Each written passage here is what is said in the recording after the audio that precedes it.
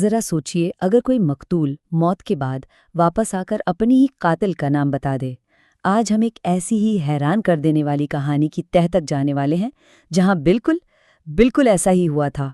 لیکن اس معجزے تک پہنچنے سے پہلے ہمیں اس جرم کو سمجھنا ہوگا جس نے اس سب کی بنیاد رکھی، اور اس سب کے مرکز میں ایک ہی سوال ہے جو سب کو پریشان کیے ہوئے تھا۔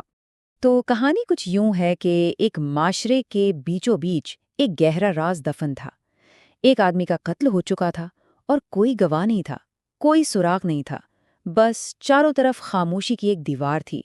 اس کہانی کا مرکزی کردار ایک بہت امیر آدمی ہے، سمجھ لیں کہ اپنے معاشرے کا ایک اہم ستون تھا، لیکن مسئلہ یہ تھا کہ اس کی دولت کا وارث بننے کے لیے کوئی بیٹا نہیں تھا۔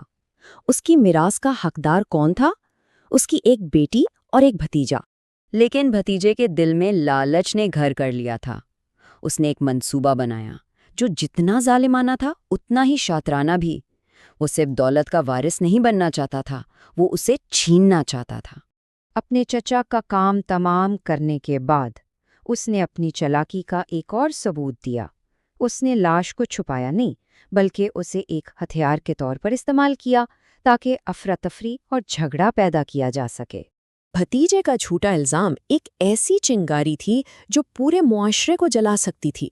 اس نے ایک انگلی اٹھائی اور سب لوگ شک اور خوف میں ڈوب گئے۔ ایسا لگ رہا تھا کہ اب ایک خونی خانہ جنگی ہو کر رہے گی۔ جب معاشرہ تباہی کے دہانے پر تھا تو لوگوں نے مدد کے لیے پیغمبر موسیٰ کا رخ کیا، لیکن جو جواب انہیں ملا وہ کسی نے سوچا بھی نہیں تھا۔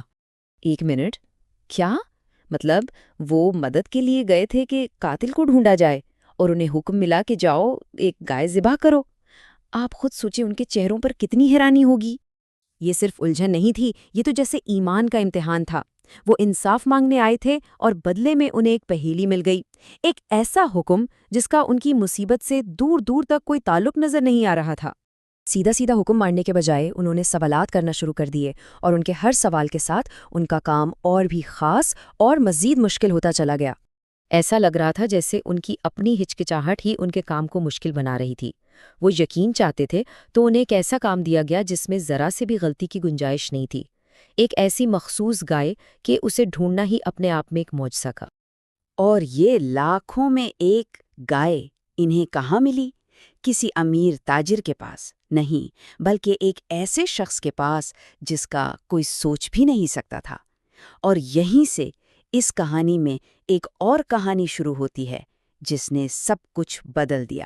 تاجر نے لڑکے کے سامنے ایک پوری قسمت رکھ دی، ایک ایسی رقم جو اس کی زندگی بدل سکتی تھی۔ اسے بس اپنے والد کو نیند سے جگانا تھا۔ یہ ایک چھوٹی سی بات لگتی تھی، ہے نا؟